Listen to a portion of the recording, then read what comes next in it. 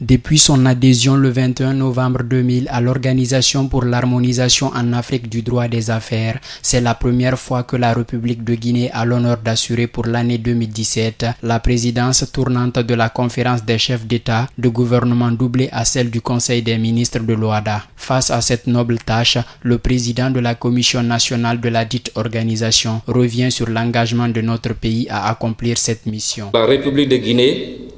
après des années de participation par intermittence à la vie de l'OHADA, est plus que jamais déterminée à jouer de manière active et efficace le rôle qui est le sien dans le cadre de cette intégration régionale qui vise à assurer in fine le développement économique de ses États membres,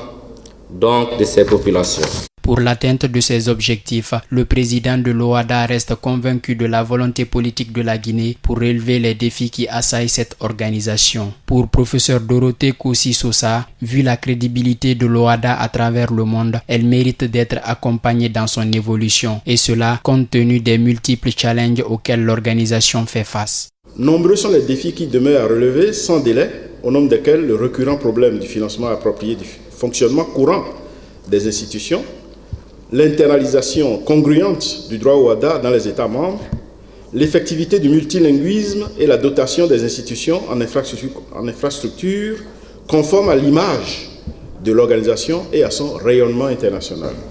D'après le président du Conseil des ministres de l'OHADA, ces travaux préparatoires examineront fondamentalement les textes liés au projet de règles relatifs à l'harmonisation des pratiques des professions de comptabilité et de l'audit dans l'espace. Le projet tend également à combler un vide en donnant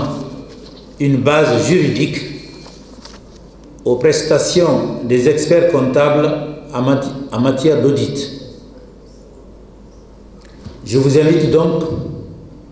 à un examen minutieux du projet de texte qui vous est soumis afin de le mettre au point en vue de son adoption